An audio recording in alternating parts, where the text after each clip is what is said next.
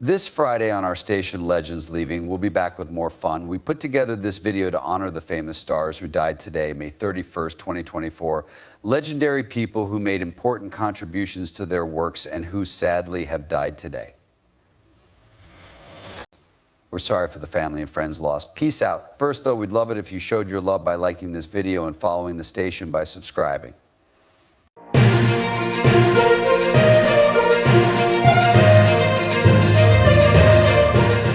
On September 18, 1930, Dorothy Bromley fell and wrote something May 2024. Was a respected English actor who worked in movies, on stage, and on TV. She later became an expert on old-fashioned home needlework. There was only one child between Frank Bromley and Ada Winifred Thornton. She was born in Manchester. Dorothy learned how to act at the Royal Central School of Speech and Drama. This was the start of a career that took her to Hollywood in the UK. She first appeared in Hollywood in The Girls of Pleasure Island, 1952. After that, she went back to the UK. In 1954, she worked as an assistant stage manager at the Central Library Theatre in Manchester. That same year, she played the lead role in Joseph Lousie's The Wooden Dish in the West End. They married in 1956. Joshua Lousie was their son.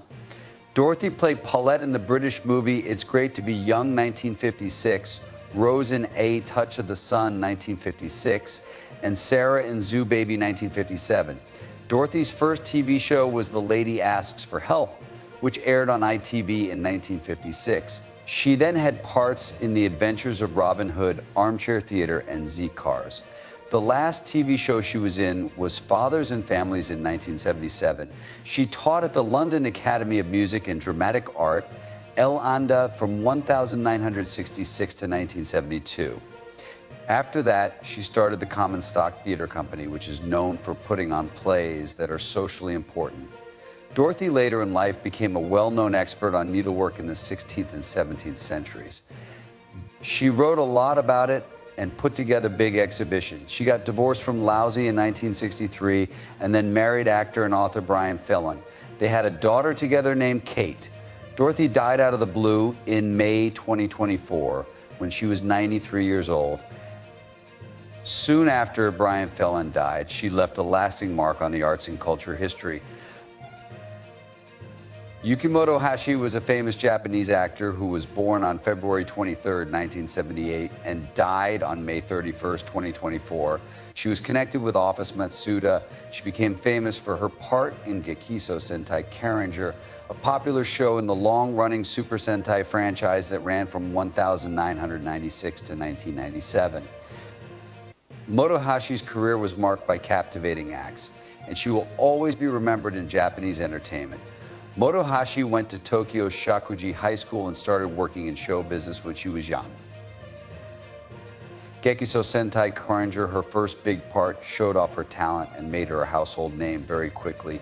She built on this success by getting more parts in TV shows and movies, and she became a recognized figure in the business.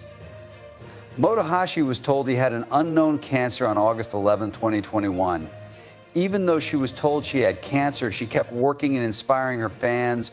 Her last part was in Avataro Sentai Don Brothers, which shows how hard she worked and how much she loved her job. Unfortunately, her fight with cancer went on for a long time, and she died on May 31, 2024. When Motohashi died at age 46, it was the end of an important career in Japanese theater. Her acts will always be remembered, and she will be missed by her fans and coworkers. People will remember Motohashi for how strong she was, how talented she was, and what she did for the playing world. Born cattle in Tampos on March 13, 1983, Katja Tampos died on May 31, 2024. She was a famous Hungarian singer and actress who was known for her parts in plays and movies and her musical performances with ethnic themes. With the song Megenios Sisonak, Tampos was going to sing for Hungary at the Eurovision Song Contest 2009. But on February 10, 2009, she said she had to drop out because she had to focus on her acting job. This showed how dedicated she was to her career. In 2022, Tampos was told she had a rare form of cancer which would change her life. The harsh treatment she had to get rid of the disease were so hard on her that she could no longer live after that. In spite of this, her spirit and impact in the art world stayed strong. A few days before she died, actors and musicians put together a successful fundraiser to help pay for her care, which included therapies that weren't available in Hungary. Katja Tampos died on May 31st, 2024, after a long fight with cancer. She was 41 years old. She was a very talented artist who will be missed by people in Hungary and around the world. Tampos' acts and the changes she made to the worlds of theater and music will live on forever. Drew Edward Gordon was an American professional basketball player who was born July 12, 1990, and died May 30th, 2024. He was known for being strong on the court. He started his college basketball journey with the UCLA Bruins. Later, he switched teams and did great as the starting center for the New Mexico Lobos, earning many awards for his dominant play. Drew was born in San Jose, California, and went to Archbishop Mitty High School, where he earned 4 varsity letters and was named to the All-West Catholic Athletic League first team 3 times. He led the Monarchs to 3 league titles and won many awards, including the 2007 San Jose Mercury News Player of the Year. Drew didn't get picked in the 2012 NBA draft, even though he played very well in college. He got a 1-year deal to play in the EuroLeague with Partizan Belgrade and played for the Dallas Mavericks in the NBA Summer League in 2012. He worked as a worker in Japan, Italy, Turkey, France, Lithuania, Russia, Poland, Ukraine, and Russia. Notably, he made his NBA start with the Philadelphia 76ers during the 2014-15 season. He then played for the Delaware 87ers and the Long Island Nets in the G League. Drew showed how versatile and skilled he was all over the world during his career. This was especially true when he played for Champagne Châlons-Reims in the French LNB Pro A and averaged 14.0 points, 9.6 rebounds, and 1.5 assists per game. In December 2015, he was named MVP of the week. He kept putting on great shows with teams like Lietuvos Rytas Zenit St. Petersburg, Stelmed Zelona Gora, Aftador, Lokomotiv Kuban, Budavelnik, and Rising Zephyr Fukuoka. Drew said that he would no longer play professional basketball after July 12, 2023. His death on May 30th, 2024, at age 33, was very sad. It was caused by effects from a rare and aggressive form of cancer. People will remember Drew Gordon for what he did for basketball, how athletic he was, and how he moved up through different foreign leagues. His reputation continues to motivate young athletes and basketball fans all over the world. Claude Torracinta was a famous Swiss writer born in France on November 11, 1934, who died on May 29, 2024. He had a big effect on Swiss media. From 1969 to 2003, Torracinta worked for Television Suisse Romande and became a well-known journalist on Swiss TV. His work lasted many years, and he was known for the depth of his reporting and his commitment to being a good journalist. From 1960 to 1969, Torracinta worked for the daily newspaper Tribune de Genève before he joined Television Suisse Romande. From 1960 to 1963, he was in charge of the business section. From 1963 to 1966, he was in charge of the general news section. From 1966 to 1969, he was a reporter in Paris. His time at Tribune de Genève made him become known as a skilled and versatile reporter. When it came to news, Claude Torracinta was known for his dedication to fair and thorough reporting. Many people in the field were inspired by his work, and it will live on in Swiss media for a long time.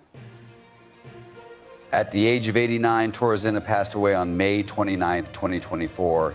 He left behind a body of excellent writing. Stephen J. Rivel was a famous American film director and screenwriter who lived from May 6, 1949 to May 17, 2024.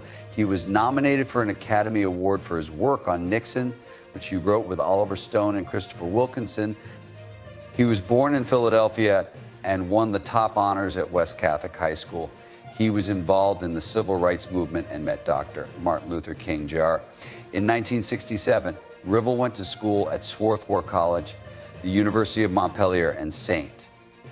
Joseph's University. In the Congo, he worked for the Jesuit mission and got a license in tropical farming. In 1975, he was the first person from the United States to study at the Paris Film Conservatory, where he learned directing with Eric Romer.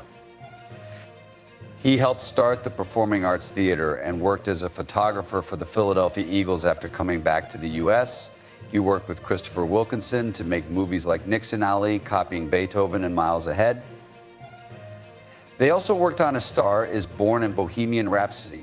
Rivel wrote many books and plays, such as War and Dark Genius by Lee Ramsey. He died peacefully in his sleep in Pasadena, California on May 17, 2024. He was 75 years old. His impact keeps inspiring people.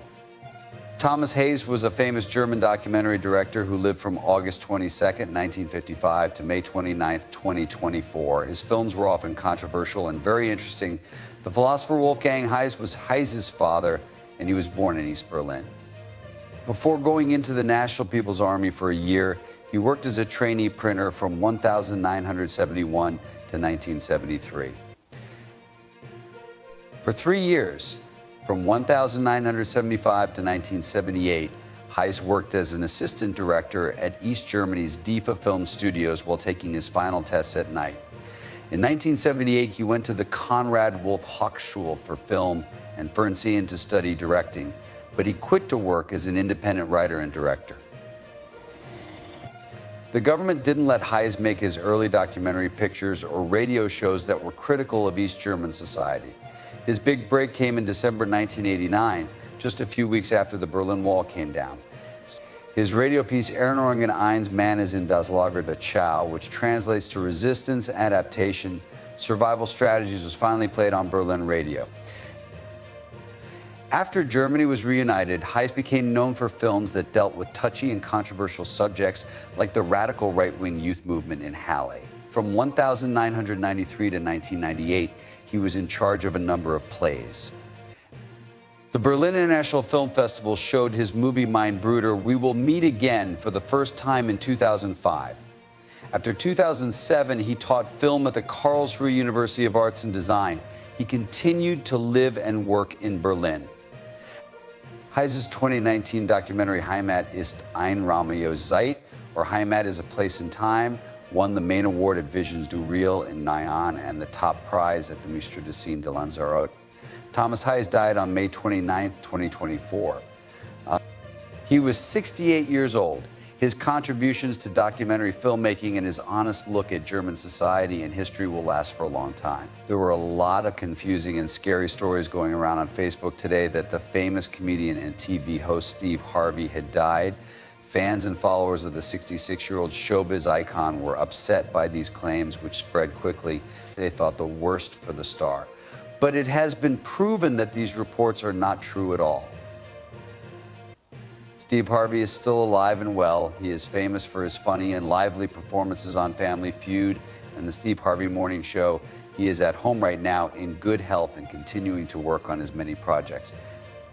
The fake news seems to have come from a bunch of misleading posts on social media, which have since been disproved by trustworthy sources. Steve Harvey's representatives put out a statement in response to the reports to reassure fans that he is still working on his career. The statement said that Steve is healthy and respects all the concern, but the rumors that he has died are not true. This event is a good lesson of how important it is to check facts before believing them, especially in this day and age of social media where fake news can spread quickly. Fans should only get news about their favorite celebrities from reliable sources and public statements.